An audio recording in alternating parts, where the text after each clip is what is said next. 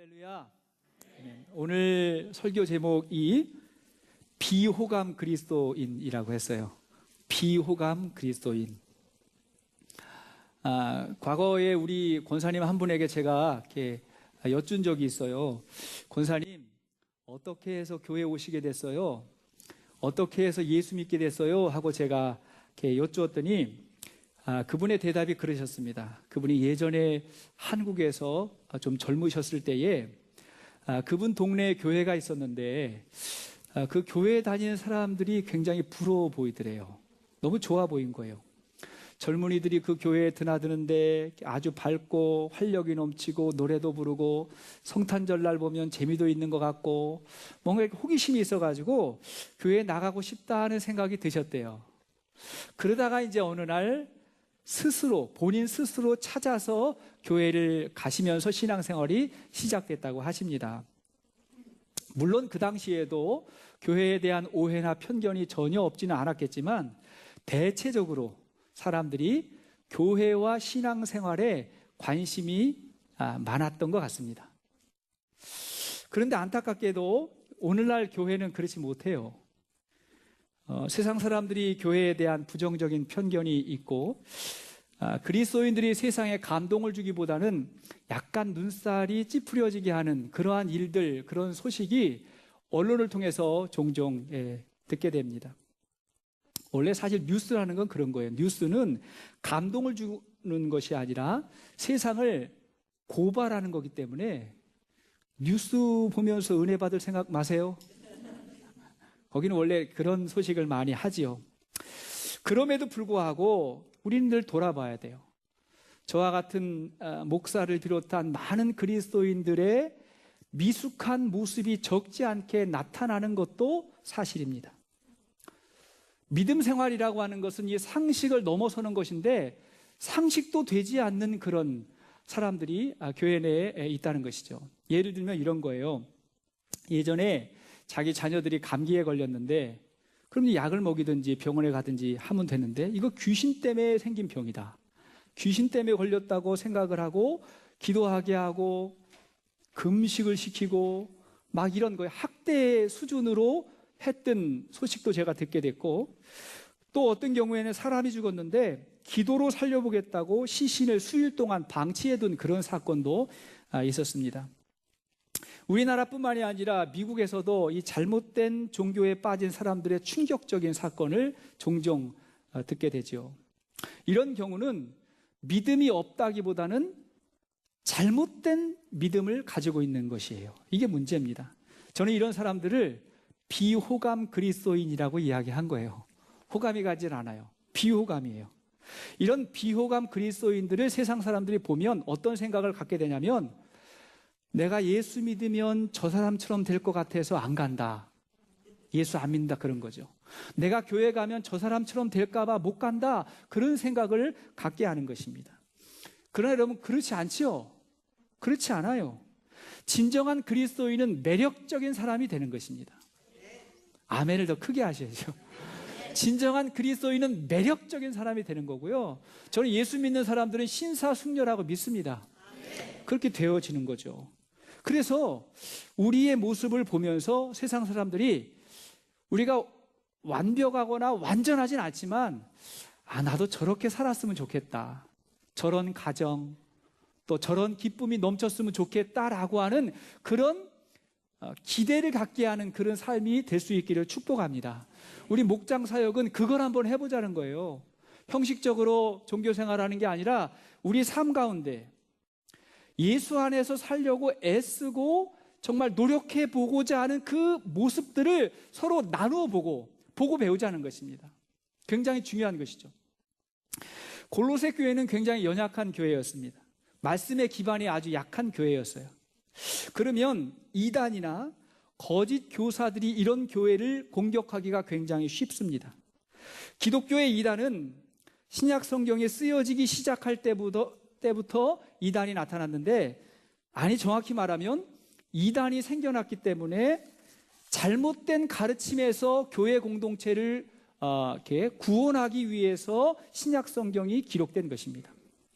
이단이 무서운 거는요, 신앙이 없는 사람에게는 교회를 떠나게 해요. 비호감 갖게 해요. 그리고 신앙이 좋은 사람에게는 잘못된 신앙을 갖게 합니다. 이러한 이단의 형태는 시대를 초월해서 비슷하게 나타나게 되는데, 지금 골로새 교회 안에 잘못된 이단, 잘못된 가르침을 가지고 있는 사람들이 그 교회를 지금 혼란하게 하고 있는데, 그러나 약간 모습은 다르지만 오늘날에도 이러한 모습이 교회 내에 종종 나타나게 되는 것을 보게 됩니다. 자, 그렇다면 우리가 비호감 그리스도인이 아니라 어떻게 하면 진정한 그리스도인, 매력적인 그리스도인이 되기 위해서 우리가 알아야 될 것, 조심해야 될 것이 무엇이 있을까요? 자, 첫째는 헛된 형식주의를 경계해야 됩니다. 헛된 형식주의를 경계하는 거예요. 16절 말씀을 보십시오. 16절 시작. 그러므로 먹고 마시는 것과 절기나 초하루나 안식일을 이유로 누구든지 너희를 비판하지 못하게 하라, 이렇게 이야기했죠. 여기를 보면 먹고 마시는 거 음식 문제고, 절기, 유월절, 오순절, 초막절 뭐 이런 절기잖아요. 월삭, 매월 첫날 월사, 그 다음에 안식일 문제로 인해서 교회 안에 있는 사람들을 비판했던 사람들이 있었던 겁니다. 이들은 누굴까요? 지난주에도 잠시 이야기했지만 골로새 교회 안에 있었던 유대인 개종자들이 있었어요. 유대인들인데 예수를 믿는 사람들입니다. 유대인들은 구약 성경에 나오는 율법과 전통과 이 조상 때부터 내려온 유전을 굉장히 중요하게 여겼습니다. 이들은 예수를 믿기도 하지만, 예수도 믿지만, 그러나 오래전부터 지켜왔던 구약의 율법과 전통도 그대로 따라야 한다고, 그리고 그걸 하지 않으면 구원이 없다고까지 그렇게 이야기를 했습니다. 자, 그런데 17절 말씀을 보니까 17절 시작. 이것들은 장래일의 그림자이나 몸은 그리스도의 것이니라. 자, 이것들은 장래일의 그림자다라고 하는 말은, 이것들은 장차 임할 그리스도의 그림자다라는 말이에요. 장차 오실 그리스도의 그림자다. 그림자라고 하는 말의 뜻이 뭐냐면 장차 일어날 일을 암시한다 혹은 예표한다는 거예요. 그러니까 진짜가 오면 그림자는 어떻게 되죠? 사라지는 거죠. 암시했다가 진짜가 오면 그 진짜에 집중해야지 그림자는 사라지게 되는 거예요. 여러분, 구약 성경에서, 구약 시대에서 가장 중요했던 게 뭘까요? 구약 성경에서 가장 중요했던 것은 제사입니다. 하나님을 제사로 만나기 때문에 그렇죠. 그러니까 그때 제사를 드리기 위해서는 양과 염소를 잡아서 그 피로 제사를 드리는 거예요. 구약은 피의 제사입니다. 근데 그게 예수님의 그림자예요. 예수의 그림자예요. 하나님의 어린 양이신 예수 그리스도께서 단번에 완벽한 제물이 되셔서 그 피로 우리를 구원하셨고, 그 피의 제사를 주님이 드리신 거예요. 그러니까 구약의 제사는 예수님의 그림자예요. 그래서 우리는 오늘날 다시 제사를 드리는 게 아니라 그 제사를 완성하신 예수 그리스도의 보혈을 의지해서 감사함으로 예배를 드리는 것입니다. 할렐루야. 그게 이제 살아있는 예배가 되는 거죠. 구약의 성전도 예수님의 그림자예요. 구약시대의 이스라엘 사람들은 성전 중심으로 하나님을 만난다고 생각을 했어요. 근데 예수님은 그 성전이 다 무너질 거다, 그리고 내가 3일 만에 성전을 다시 세울 거다라고 하는 말은 3일 만에 다시 부활하실 예수 그리스도에 대해서 말씀하신 것이고, 예수님이 성전이고, 아니 성전보다 크신 자고, 예수님을 마음에 품고 있는 저와 여러분들, 우리 공동체를 새롭게 하나님께서 만들어주신 성전으로 삼아 주신 것입니다. 여러분들이 성전이에요. 새로운 성전이 시작이 된 것입니다. 구약의 율법에는 음식에 대한 규례가 나오지요. 그것도 그림자입니다.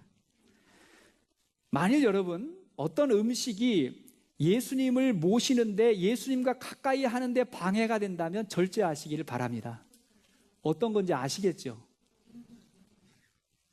어떤 음식이 예수님을 모시는데 방해가 된다 그러면 절제하는 게 맞는 거예요. 그런데 돼지고기, 새우, 낙지 이런 것들 먹는다고 불경건한 게 아니에요. 음식으로 사람이 경건해지는 것이 아니라 우리는 진정한 음식이신 생명의 떡이신 예수님을 먹고 마시면서 예수가 내 안에 있으면서 경건해지는 것입니다. 할렐루야. 그것이 새로운 거예요. 오늘날 교회에서 절기 문제로는 혼란하지 않습니다. 유월절, 오순절 이런 걸로는 혼란하지 않은데, 그런데 안식일의 문제는 약간의 혼란이 아직도 남아 있습니다. 요즘도 그 신문에 말이죠, 일요일에 예배 드리는 것은 잘못된 거라고 계속 그 안식교 목사님이 광고하는 거 여러분 혹시 보세요? 제7일 안식교 어느 목사님이 계속 일요일에 주일에 예배 드리는 건 잘못된 거라고 계속해서 광고를 하세요. 그림자를 몰라서 그래요. 안식일은 하나님의 창조에서 나온 개념입니다. 하나님이 엿새 동안 창조하시고 제7일에 휴식하셔서 이날이 안식일의 기원이 됩니다. 우리는 안식일을 지키면서 인간은 하나님의 피조물이고 하나님의 주권을 믿는다고 하는 의미로 안식일을 지켰던 겁니다. 그런데 새로운 창조는 예수님이 부활하신 날부터, 주일부터 새 창조가 시작이 됐습니다. 예수님의 부활의 증거로 교회가 세워졌고, 교회는 새로운 피조물들, 예수님 안에서 새롭게 거듭난 피조물들이 새로운 창조를 기념하면서 우리가 예배를 드리는 것입니다. 그러니까 안식일은 예수님의 그림자였고, 안식일의 주인이신 예수님이 오셨으니 우리는 주의 날을 지키는 것입니다. 사도행전 20장 7절 말씀 보니까 시작. 그 주간의 첫날에 우리가 떡을 떼려 하여 모였더니, 여기 보니까 그 주간의 첫날이 언제죠? 주일이죠. 그때 떡을 떼려고 모였다. 이 말은 뭐냐면 그때 예배드리러 모였다는 거예요. 고린도전서 16장 2절 말씀 보니까 시작. 매주 첫날에 너희 각 사람이 수입에 따라 모아두어서 내가 갈 때에 연보를 하지 않게 하라. 여기 보니까 매주 첫날에, 헌금에 대해 가르쳐 주실 때 그랬어요. 매주 첫날에 그때 모였어요. 그러니까 초대교회는 자연스럽게 그냥 주일에 모였어요. 그날이 새날이었어요. 그림자에 매이지 않았어요. 그게 우리 기독교 공동체입니다. 어느 목사님께서 이런 말씀하셨어요. 그분이 집회나 세미나를 자주 인도하시고 참석하시면서 여행을 해야 될 때가 많았다는 거예요. 근데 이분이 여행을 할 때마다 이제 항상 가족 사진 액자를 가지고 다니신다는 거예요. 그 액자를 가지고 다니면서 호텔에 가게 되면 그 호텔 위에 텔레비전 위에 그 액자를 먼저 딱 놓는다는 거예요. 그리고 나서 이제 사진을 보면서 가족들을 그리워하고, 그 다음에 혹시라도 있을 수 있는 유혹을 대비하는 거죠. 네, 사랑하는 가족들 보고 싶다. 그러면서 이제 얼굴을 보더라는 거예요. 자, 그렇게 시간을 보내고 집으로 왔어요.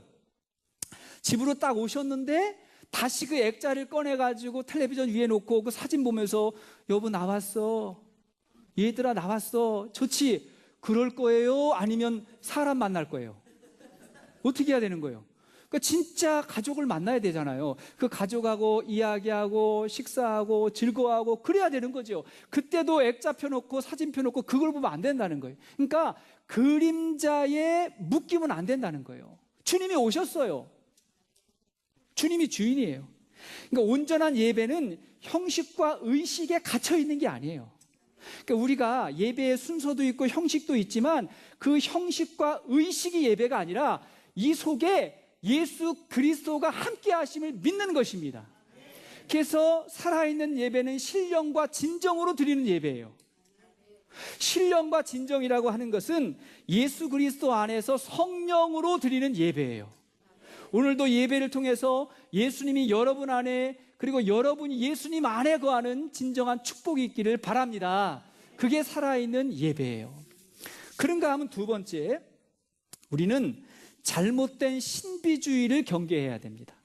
신비주의를 경계해요. 교회 공동체 안에서 환상, 표적, 기적 이런 것들을 너무 지나치게 강조하는 사람도 있죠. 이런 사람들도 비호감이에요. 18절을 보십시오. 18절 시작. 아무도 꾸며낸 겸손과 천사 숭배를 이유로 너희를 정죄하지 못하게 하라. 그가 그 본 것에 의지하여 그 육신의 생각을 따라 헛되이 과장하고, 여기 보니까 아무도 꾸며낸 겸손과 천사 숭배를 이유로, 이런 말이 있죠. 겸손은 좋은 건데 어떻게 따르죠? 꾸며냈대요. 억지로 만들어진 겸손이라는 거예요. 그것이 천사 숭배와 지금 연관이 있는 것입니다. 당시에 천사를 숭배하는 이단은 영지주의하고 관련이 깊어요. 초대교회에 뿌리 깊었던 이단이 영지주의라고 하는 이단인데, 이들은 인간이 너무 타락하고 너무 부패하기 때문에, 너무 더러워서, 그래서 하나님의 영광을 직접 볼 수가 없다, 하나님을 직접 만날 수가 없기 때문에, 그러므로 천사와 같은 다른 중재자들을 통해서 하나님의 영광을 봐야 된다, 그렇게 가르쳤습니다. 이와 비슷한 것이 남아있어서 오늘날에도 천주교의 마리아 숭배나 여러 성인들에게 기도하는 의식이 남아있는 거죠. 이들은 하나님을 안 믿는 게 아닌데, 그런데 다른 중재자나 어떤 천사의 도움을 통해서만이 그래야 하나님을 만날 수 있다고 생각했던 겁니다. 그러나 디모데전서 2장 5절을 보십시오. 시작. 하나님은 한 분이시요 또 하나님과 사람 사이의 중보자도 한 분이시니 그 사람이신 그리스도 예수라. 그가 모든 사람을 위하여 자기를 대속물로 주셨으니 기약이 이르러 주신 증거니라. 여기 보니까 하나님과 사람 사이의 중보자가 누구라고요? 예수 그리스도예요. 예수님이에요. 예수님이 중보자예요. 그랬더니 어떤 사람은 이걸 또 너무 또 극단적으로 해석해가지고, 그러면 중보 기도하고 기도 요청하는 거 그것도 안 된다고 그러는데, 그건 아니죠. 성경에 서로 기도 제목을 나누고 예수님의 이름으로 기도하라는 말이 얼마나 많이 나오는데요. 이 사람이 나와 하나님을 중보하는 것이 아니라 나를 위해서 예수님께 기도해 주는 사람이잖아요. 근데 그게 아니라 어떤 초월적인 존재가, 어떤 신령한 존재가, 천사죠, 그런 존재를 통해서 하나님께 나아간다고 생각한다면 그것이 잘못된 신앙인 것입니다. 어떤 이들은 환상과 기적을 너무 강조해요. 뭘 봐야 된다는 거예요. 눈으로 봐야 된다는 거예요. 본 것을 중요하게 여기고 그것을 굉장히 과장을 해요. 헛되이 과장한다 그랬어요. 불교에서도 이것하고 비슷한 것들이 좀 있습니다. 생전에 존경받으시던 스님이 세상을 떠나서 화장할 때에, 그것을 다비식이라 그러나요? 화장할 때 그 속에서 사리가 나오나 안 나오나, 뼈에서 사리가 나오는가 안 나오는가를 보면서 그 사리가 나오면 그 사리를 거두어서 절을 지으면 그곳에 가서 기도하면 복을 많이 받을 수 있다고 생각하고, 사리가 없는 절은 여기서는 별로 이제 관심이 없어요. 그래서 별로 안 간다고 생각을 하는 거예요. 요즘도 그러는가 모르겠는데, 이건 불교 안에서도요 말이 많아요. 조금 성숙한 분들은 알아요. 의학적으로는 담석증 환자나 특수 골격을 가진 사람들이 화장할 때 이런 현상들이 나타난대요. 그러니까 불교에서도 자꾸 눈에 보이는 기적, 표적, 어떤 걸 확인하려고 하는 그런 신앙은 성숙한 신앙이 아닌 거예요. 이건 기독교 신앙 안에서도 마찬가지입니다. 기독교의 대표적인 이단, 사이비가 다 여기에 해당이 되잖아요. 비슷한 현상이 나타나요. 어떤 사람이 입신해가지고 천국을 갔대요. 천국 갔다 왔다고 이야기를 하면 성경보다 그 사람 이야기를 더 호기심 있게 들으려고 하잖아요. 어떤 사람에게 특별한 은사가 있다 그러면, 특별한 능력이 있다 그러면 성경이 아니라 그 사람 말을 너무 지나치게 의존해요. 그러다 보니까 사기꾼도 나오고 가끔 PD 수첩에도 나오고 그러는 거예요. 자꾸 그런 사람들을 따라다니는 거예요. 성경을 보고 말씀으로 가야 되는데 자꾸 사람에게 의존하려고 하는 거예요. 아주 이상한 신앙을 갖게 되는 거죠.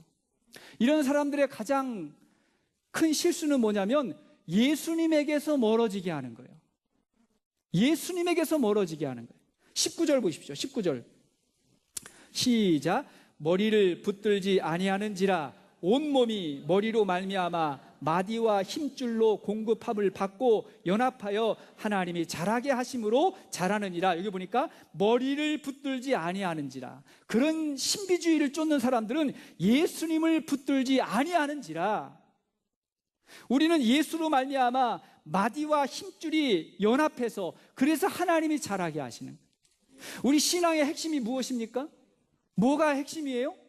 예수님이 우리의 머리가 되시고 우리 공동체의 머리가 예수 그리스도이시고 우리는 그의 육체가 되고 지체가 되어서 예수님과 연결돼서 그분의 지혜, 그분의 능력, 그분의 생각을 공급받아서 아름다운 공동체를 이루어가는 거, 그것이 참된 공동체인 것입니다.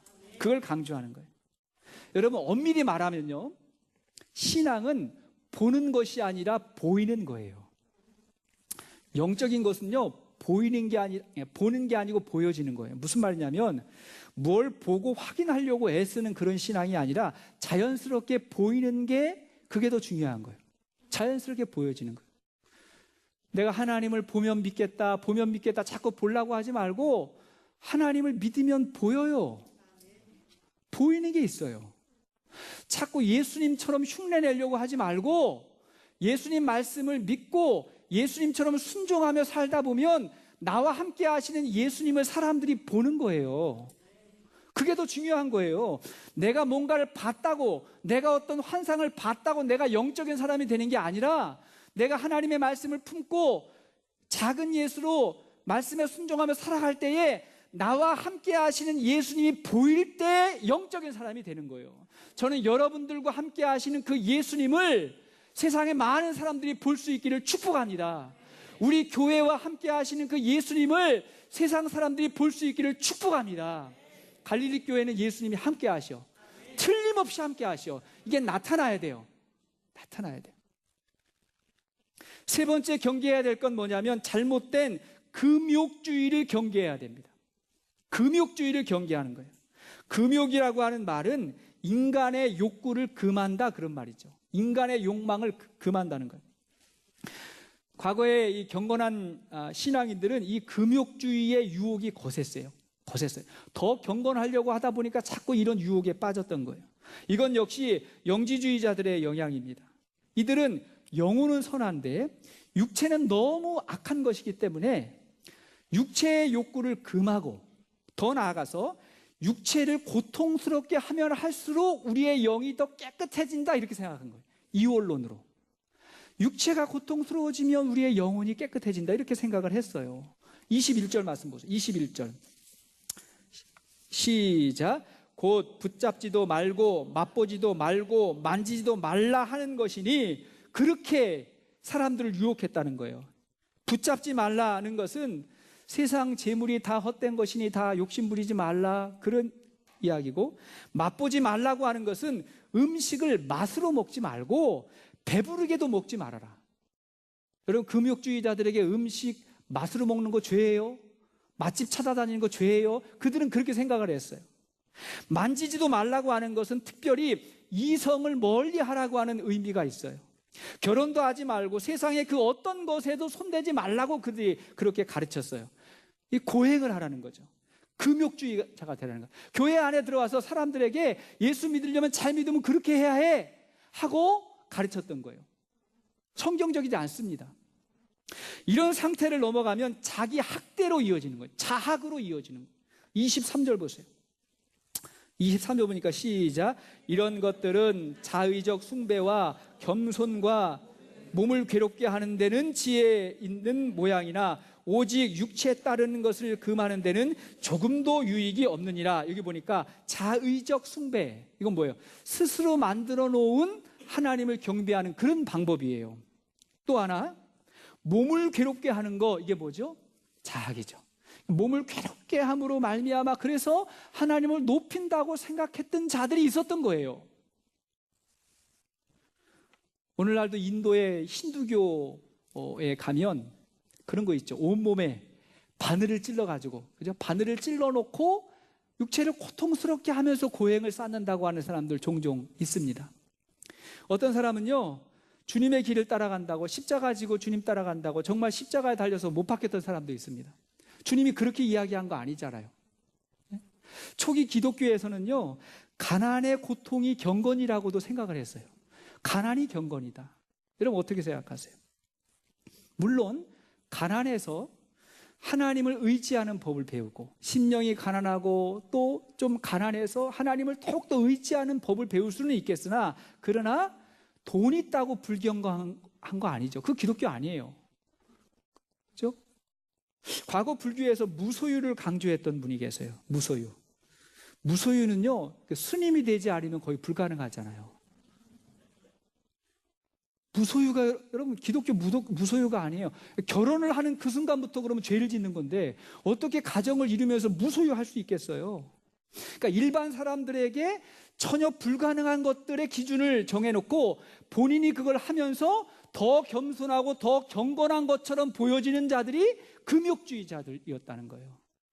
교회 안에 잘못된 가르침을 가지고 왔습니다. 여러분, 기독교는 무소유가 아니에요. 요한복음 10장 10절 말씀 보십시오. 시작. 내가 온 것은 양으로 생명을 얻게 하고 더 풍성히 얻게 하려는 것이라. 예수님이 온 것은 우리가 구원받게 하고 양으로 생명을 얻게 하고 그 다음에 더 풍성해지는 거다. 하나님이 우리의 삶과 가정이 풍성해지기를 원하십니다. 여러분, 믿으십니까? 풍성해지기를 원해요. 성령의 열매 가운데 절제는 있지만 금욕이라는 열매는 없어요. 하나님은 우리에게 금욕을 요구하는 게 아니라 절제와 거룩함을 요구하시는 것입니다. 그럼 절제와 거룩함이 뭐예요? 뭐냐면 하나님이 우리에게 주신 모든 것을 기쁨으로 받아 누리는 거예요. 하나님이 허락해 주신 모든 것을 기쁨으로 받아 누리되, 그러나 자기만이 아니라 하나님의 나라와 의를 위해서 살아가는 것을 거룩한 삶이라고 말하는 거예요. 저와 여러분들이 절제하고 하나님 앞에 거룩한 삶을 살 수 있기를 축복해요. 그 참된 그리스도인의 표징은 고행이 아니라 기쁨이에요. 무슨 일을 하든지 주와 함께함으로 말미암아 기뻐지게 되는 거, 이것이 그리스도인의 표징이에요. 표징입니다. 자, 우리는 이러한 세상의 초등학문과 같은 가르침에서 자유해야 되겠습니다. 주께서 우리를 자유케 하셨어요. 20절 말씀 보시겠습니다. 말씀의 결론을 맺으면서 20절 시작. 너희가 세상의 초등학문에서 그리스도와 함께 죽었거든 어찌하여 세상에 사는 것과 같이 규례에 순종하느냐. 여기 보십시오. 너희가 세상의 초등학문에서 그리스도와 함께 죽었다. 지난주에 말씀드린 세상의 초등학문이 뭐라 그랬죠? 영적으로 미숙한 원리라 그랬죠.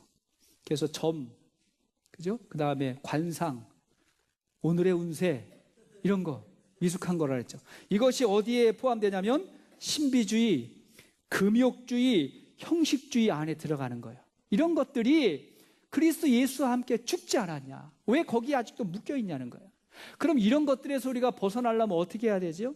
우리가 예수 그리스도의 십자가를 진짜 만나야 돼요. 예수님의 십자가를 경험하고 그 십자가의 능력을 우리가 알아야 됩니다. 우리가 예수님을 진짜 만나면 세상 종교의 형식과 그 미신을 따르지 않아요. 사람의 명령과 가르침에서 자유해집니다. 제가 목사지만 제가 예수님의 뜻과 다른 걸 이야기하면 여러분들 저 따르면 절대 안 돼요. 사람 따라다니지 마세요.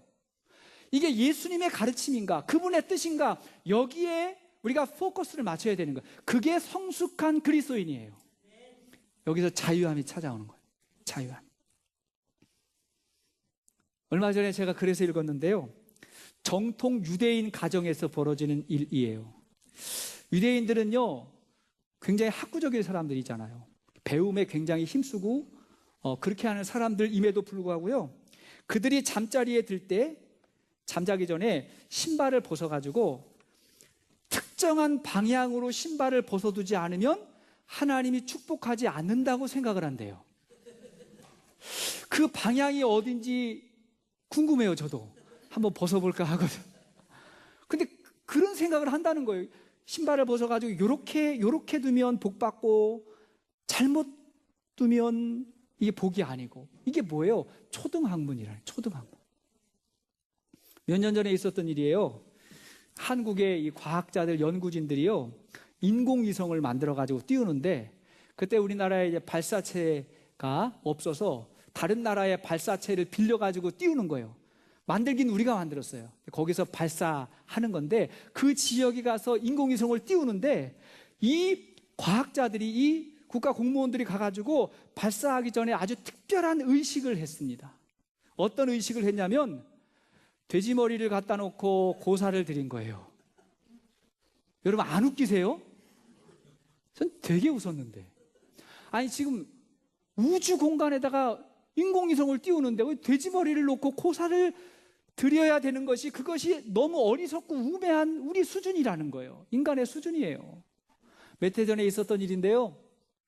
한국에 저하고 저희 가족들 방문해가지고 재래시장을 한번 갔습니다. 그래서 이제 재래시장 구경을 시켜준다고 아이들이랑 가는데, 거기 옆에 돼지 머리가 아주 방긋 웃는 얼굴로 돼지 머리가 딱 이렇게 있는 거예요. 소원이가 지나가다가 아빠 나 이렇게 잘못 본 것 같아 그래요. 그래서 뭘 봤는데 돼지 머리를 봤어요. 그래서 그 인형이죠 그래요. 아니야 그 진짜 돼지야. 그거예요. 깜짝 놀라는 거예요. 이제 잘생긴 돼지 놓고 고사를 드리고 그러는 것이 어리석고 우매한 그런 수준에 있는 상황에서 우리가 그렇게 살았더라는 거예요. 여기서 벗어나야 된다고 주께서 말씀하십니다. 진짜를 만나면 가짜에 속지 않고 그림자에 속지 않습니다. 우리는 세 가지를 강조해요. 바른 말씀 훈련, 따라하세요. 말씀 훈련. 바른 말씀 훈련을 통해서 형식주의를 극복할 수 있습니다. 말씀 훈련을 받아야 돼요. 두 번째, 바른 영성 훈련. 영성 훈련. 영성 훈련을 통해서 신비주의를 극복할 수 있습니다. 세 번째는 바른 생활 훈련. 시작. 바른 생활 훈련. 생활 훈련을 통해서 금욕주의를 극복할 수 있습니다. 말씀 훈련, 영성 훈련, 그리고 생활 훈련을 통해서 우리가 세상 속에 살지만 아주 매력적이고 아름다운 그리스도인들 다 될 수 있기를 주의 이름으로 축복합니다. 비호감 그리스도인이 아니라 사람들에게 호감을 줄 수 있는, 그렇죠? 사람들에게 예수님을 보여줄 수 있는 저와 여러분들 될 수 있기를 주의 이름으로 축복합니다. 같이 한번 찬양하시겠습니다.